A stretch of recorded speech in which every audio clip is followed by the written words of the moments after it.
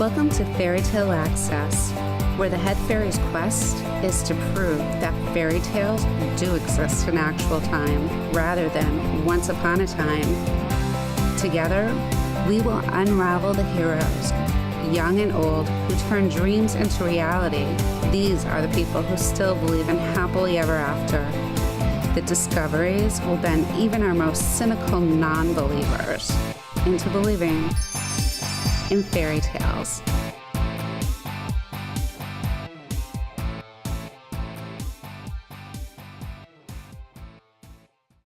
Hi, welcome to Fairy Tale Access. Today, my guests are the girls from the Greater Nashua First Robotics Club. I have Devaney and Asha. Thanks for being here. Thank you very much for having us. Oh, it's a pleasure. So tell me about being in STEM programs and dealing with robotics. What is that like? It's awesome. I don't even know where to begin. I've been on the team. This is my 6th year now, and I just love it. I was on mech for 5 years, and now I'm doing systems, which is more of like an organizational engineering, where I kind of go to each sub-team and make sure they're doing what they want, what they're supposed to be doing. Robotics has really helped me to come out of my shell. When I joined the team, I didn't really want to talk to anybody. I chose a project as I'm working in the closet. I organized the closet for a few months, and ultimately my teammates really inspired me to push myself and try something new, and now I'm a member of the leadership. I'm the lead of a few different things, and it's really been a great experience for me. You hear that a lot, like kids come in and they're like in their little shell and they don't want to do anything, and then they just grow so much through this program, and it's really wonderful. Really? Yeah. So what type of courses were you guys taking in school when you first started in the robotics that got you interested in it? Well, my mom kind of dropped me off just out of the blue and just left me there one time, and I just kind of kept going. I was homeschooled when I first started, so I didn't really have courses that got me interested. It just kind of came up out of nowhere. I was taking a lot of chemistry and different kinds of sciences, but I was actually interested in robotics because Devaney came to field day for my school and convinced me to join the robotics team, and so I came to an open house and fell in love with the machine shop and ended up doing something completely outside of the machine shop. But that's actually how I joined the team. Wow. Yeah. So what goes into it? What's the process? Well, first, there's the kickoff. Everyone gets the challenge and sees what the game is going to be like at the same time. And then from there, you have 6 weeks to design and build your robot and test it and make sure that it can play the game. So first, we like to do brainstorming with the whole team and try to get something that really works for everyone, that everyone has a say in what we're going to build. And then we start planning out how we're going to build it. And we have 6 weeks to build the competition robot from start to finish. We bag and tag it after 6 weeks. We have very limited time to work on it after that, and then competition season starts. We do think it's important to train our new students, and so we actually start meeting late August, early September, and the intent of that is to train kids because we think that anybody should be able to code if they want to code. Anybody should be able to machine if they want to machine. And so we have a 6-week, or I think it's a 5-week training period, and then we have a 10-week project period where students really have a chance to hone their skills before the actual build season, which is those 6 weeks. It really helps out to not just be dropped into like this really intense environment, because in build season we end up meeting almost every single day of the week and on the weekends, and kids are just like, oh my gosh, I have no idea what's going on. You know? Wow. So tell us about the game itself. What are you building a robot to do? We haven't gotten the challenge yet for this year, but in the past? Last year it was called First Stronghold, and it was sort of like a castle theme. There were some obstacles that you had to get through, and they would change every time they would change the field. And then you had to like get through the obstacles with your robot and shoot boulders at a castle, try to like defeat it, you know.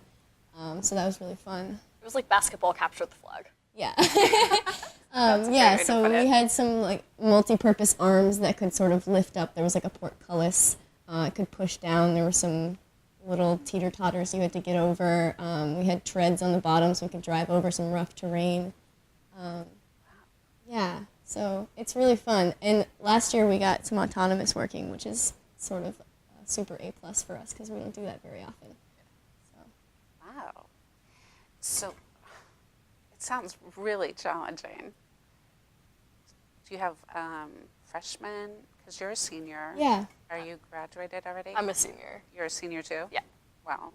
So is it all seniors or is it? No, it's everybody. Actually, we take kids in when they're 13 if they want to join.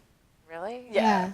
And I'm 18, so that's why I've been here for so long. But we do take kids that are 13. Usually they're homeschooled or they're from ASD, because like that's a really, either you're homeschooled and you have a lot of time to commit, or you're at ASD and you really want to do robotics. So. Wow. And does everybody have a part to play when you're actually at the event? At the event, a lot of people are spectators. It's kind of like going to a football game for 3 days straight. Yeah. That's what events are like.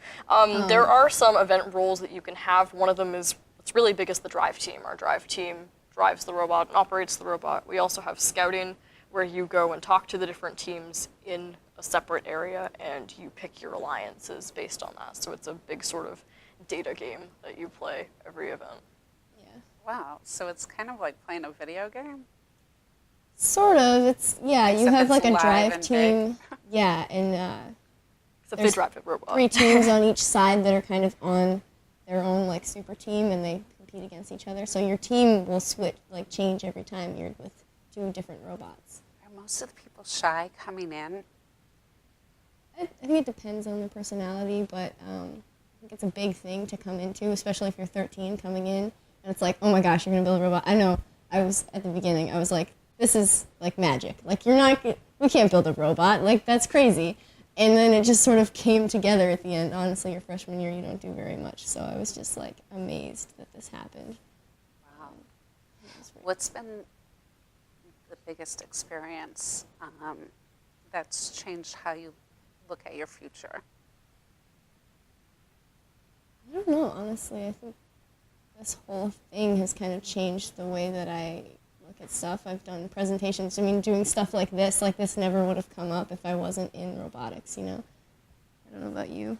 I think my first successful grant application, I am on the robotics team, but what I actually do is corporate outreach. I'm responsible for helping to bring in funding for our team. And so the first successful grant that I had was a really big deal for me because it's about a 95% failure rate. I keep my rejection letters. And so the first time that I was actually able to get some funding for the team was very exciting for me. Absolutely. Congratulations. So where is it going to take you, ladies? Where are you off to next? Do you have an answer for that question? Yeah, I'm interested in chemical engineering, and so this has definitely helped me to learn more about the engineering process, about working in a team.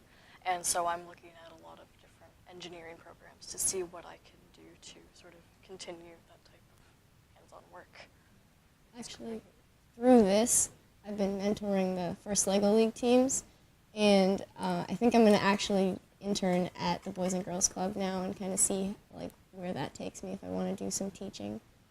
My school has like a capstone project where we have to intern, so this summer I actually got another internship through robotics with analog devices, so like everything in my life kind of circles around robotics, and it gives me so many opportunities. It's That's crazy. great. What does analog devices do? So they specialize in sensors, so any type of inertial sensor. They make gyroscopes, accelerometers, stuff that goes kind of in GPSs and in your car and in your phone, and basically everywhere, anywhere there's a sensor. Wow. So yeah, it was really neat. I'm not a programmer, so it was kind of confusing, but I did most of the mechanical stuff, so that worked out fine. Wow, that's great. So there's a lot that goes into this. Yeah. It's a full year program, and you'll actually find that even if you try to do things outside of robotics, eventually your friends will be on the robotics team. Yeah. And you'll just find yourself spending more and more time at robotics, but it's not like it's a bad thing. It's actually very enjoyable. Yeah. Sounds like it. I mean, Yeah. you really get to network with other people. Yeah. Absolutely. It's Plan almost like we're like a strategy. big family or like a tiny little business that's like trying to do this challenge every year, and you just get really close with people. We have lunch with each other on the weekends, and like you just end up having so many good friends from it. That's good. What about your sponsors? How involved are they? They have a lot of varying degrees of involvement. So we have some smaller contributors, some families that donate. We definitely believe in ensuring that anybody can join a robotics team regardless of socioeconomic status, and so we rely predominantly on corporate sponsors for funding. And so it's definitely a project for us to reach out to those sponsors every year. And we did lose a good number of sponsors a couple of years ago, partially due to their financial circumstances and partially due to our failure to follow up with them. And so now we're working very hard to make sure that we build like a student relationship with each one of our sponsors. We go there, we do a robot demo, we do a presentation, we create a thank you card, everybody signs it, we send it to them with a tax return. We're really working hard to do that. Yeah. That's great. Yeah. You guys are amazing. And are you planning on college? Yeah. Trying to get that sorted out right now. I don't know. I'm looking at maybe engineering, maybe something on the liberal arts side. I don't know. Still kind of exploring. Oh, that's good. There's still time. What about you? Definitely. I'm probably going to be in college for a long time. Yeah. At least 6 years. I know. I want to learn forever. Can I just go Yeah. to school forever? It's going to be a lot of school for me, but after that, I'm excited to go out into the workplace and get an internship and then get a job. It's going to be awesome. So, with girls in STEM, you hear a lot that boys are, the dominant ones Yeah. in that field. So is it the same on robotics, or are you finding more girls getting involved? It's kind of funny, isn't it? Because, like, girls aren't a majority of our team. It's actually, like, a really small percentage. 30%. Yeah. 30%. But a lot of our leads are girls. Yes. So it's kind of funny how that works out because the girls kind of step up into the leadership roles. People in positions of power on our team tend to be female. Our team Yeah. lead is female. Our team lead is female, and she's very strong and, yeah.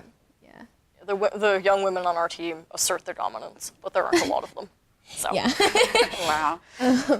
So how does everybody get along pretty much? For the most part, and when we have issues, our team lead comes and has a meeting with the person who's a problem, and we sort it out. We do have adult mentors who provide guidance to us, but typically problems can be solved on a student basis. Yeah. What happens to the robot after you're done? Sometimes it gets cannibalized for other robots, which makes me really sad. I remember my first robot was named Foxalophicus Rex, and I loved him, and he was great, and he's completely gone now, and just been torn apart and used for other robots. Some of them we keep. We kept, what was the one last year's name? We kept Shelob. Yeah, so we name our robots every year, so that's fun. Last year was the first year we had a female robot, so that's great. How do you guys come up with the names? We vote. It's a long process. Yeah. We're very democratic, which takes a while, but it works for everybody, so we keep it. But yeah, we kept, last year's robot was named Shelob, and we keep her for demonstrations and outreach and stuff like that. So you have a mechanical, you have code reading. What else goes into, what other areas of science So go there's into electrical. Electrical? Yeah, the electrical sub-team. It's kind of small. They just put wires together, but that's one of them. And not get electrocuted. Yeah. Yes, that's a big one. There's business systems is a lot bigger than it used to be. A couple of years ago, it was like one person running around trying to get everyone to do what they're supposed to be doing, and now we have about 5, I think. So that's great. How come you had to rebuild your team?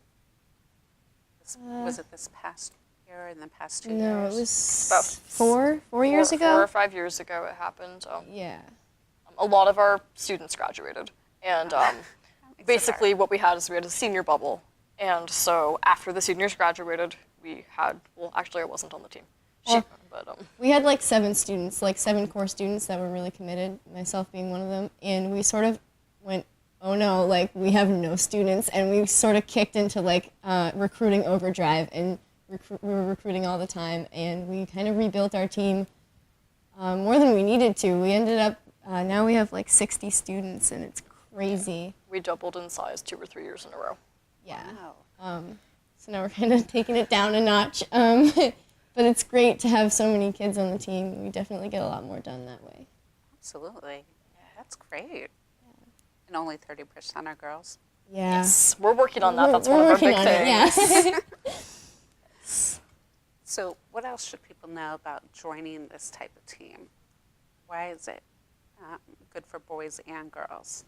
Well, I think that it definitely, we work, even though we are a 30-70 gender ratio, we really work to have a team where people don't look at you as a girl or as a guy. They look at you as the lead of business or the lead of electrical, and really having people realize that regardless of a person's gender, they deserve respect and they deserve to be worked with just like somebody of the other gender would be.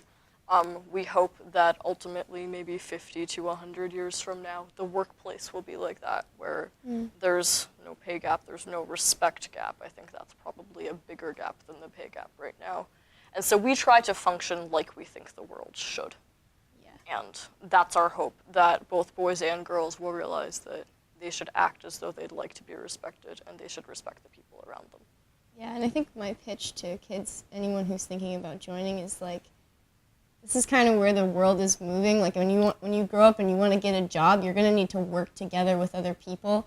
And in my opinion, nothing teaches that better than this program, where you're kind of stuck together for 6 weeks trying to build a robot, and it gets really hectic, and you really have to trust your teammates and work together.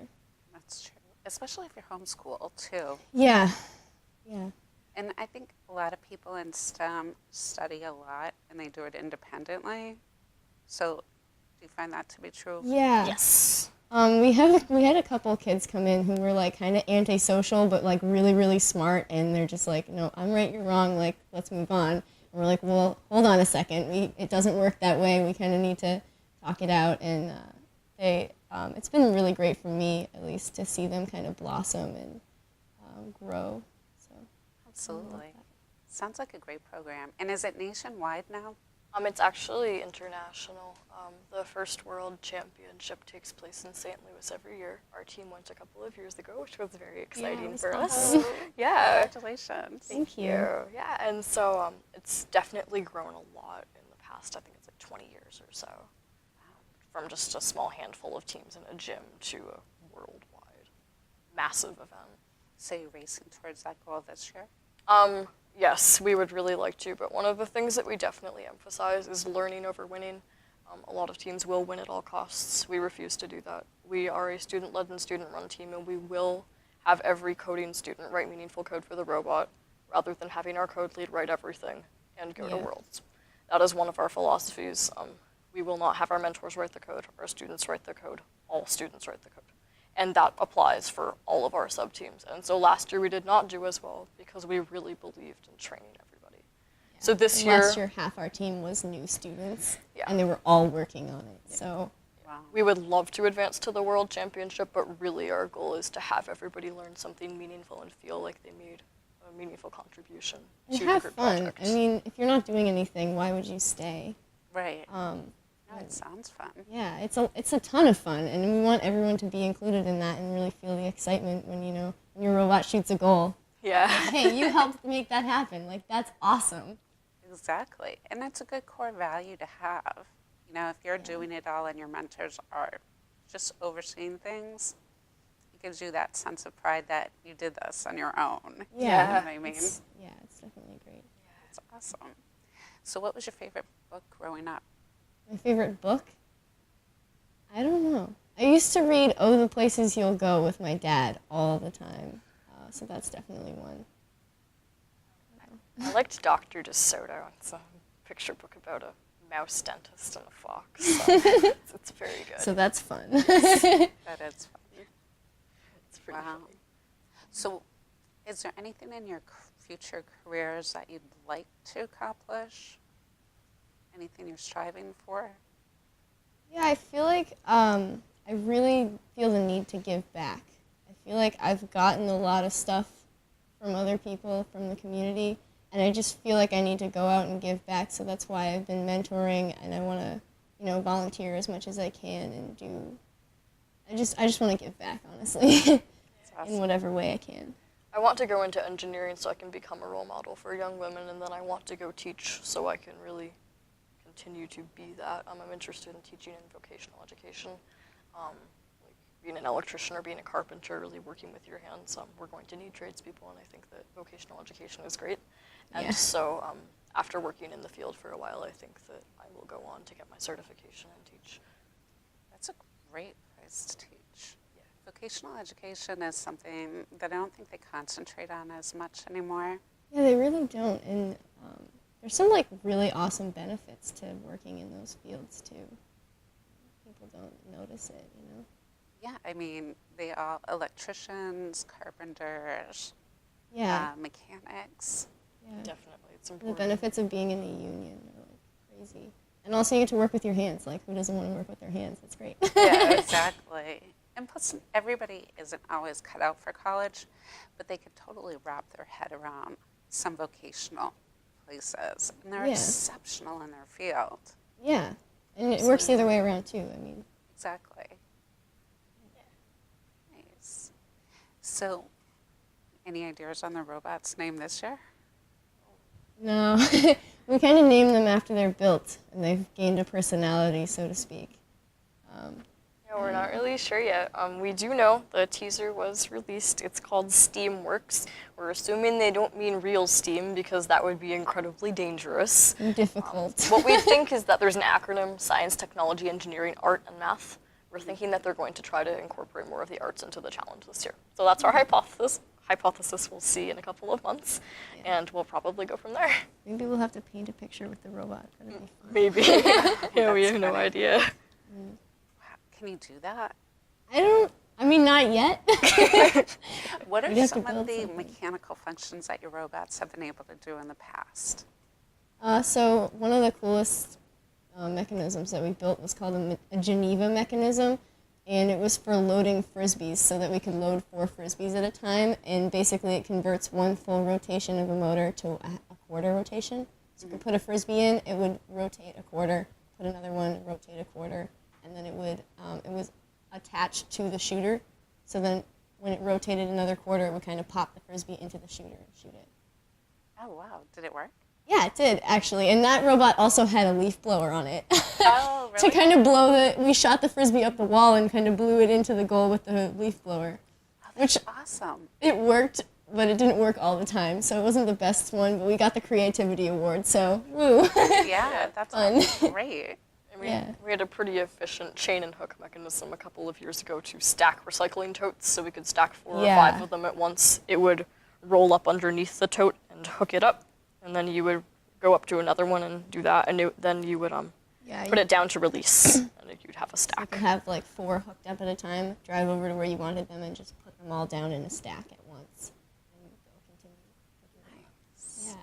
So, what do you think when people argue about machines and computers taking over jobs? I'm kind of torn because I feel like making those machines is going to create jobs, but they're going to be more of like the high-end jobs, and the machines are kind of going to take the low-grade work, which I think might be an issue moving into the future. I think that we should do everything in moderation. I don't think that anything should fully take over. I think Yeah. that Right. a partial takeover would probably better the lives of a lot of people. Yeah. But a full takeover could cause problems, and so I think that integrating it where it's smart to integrate it will probably be the best solution.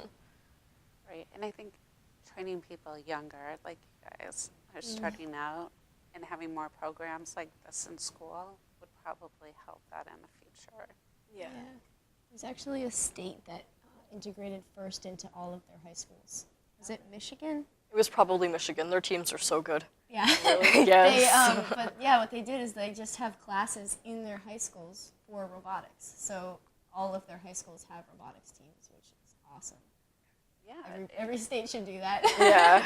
definitely. It will get you involved with so many different types of people with different backgrounds, different Yeah. interests, but you can all work together and create something that achieves something. Yeah, definitely. And it's very rewarding to see your work actually manifest itself as something that you can lift and put in the trunk of your car. Yeah. It's very cool. That is cool. So before we close, what are your last thoughts or advice to young people that are just getting started?